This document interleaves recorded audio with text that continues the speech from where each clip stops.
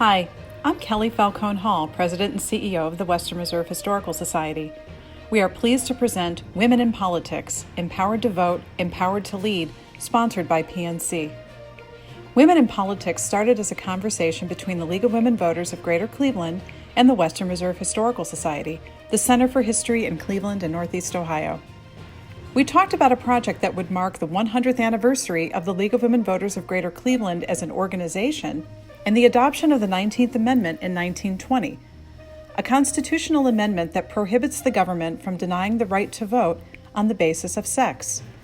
Talks grew into a much larger conversation about women and the long and complicated struggle for the vote, equality, and leadership across all sectors of society. The idea to create a temporary exhibit evolved into a lasting story about empowerment.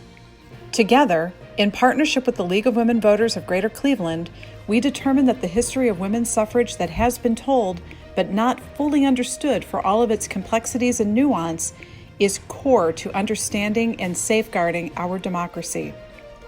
We decided to create an experience that would endure long after anniversary celebrations are a thing of the past.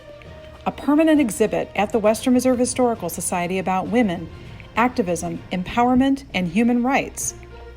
Our story begins with a reform movement that started before the Civil War, when the United States was young and reconciling its definition of democracy during a time when the phrase, "all men are created equal," applied only to white men.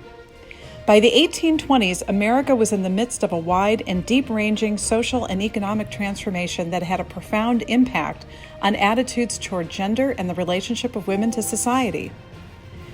At the time, women were denied the right to vote, own property, and hold public office.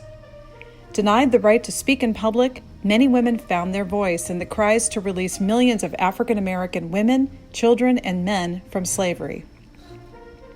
The seeds of women's suffrage were sown in early America, and thousands of women in the Western Reserve were active locally and nationally in the anti-slavery movement.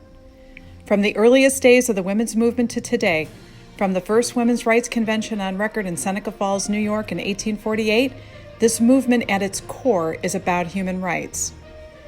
Today, as our country continues its long and complicated struggle for equality, we present Women in Politics, a story about women, but created for all of us with the expectation that you will carry on the work, continue the fight, register to vote, run for office, recognize and celebrate the potential and individuality of people around you, eliminate bias, make your voice heard.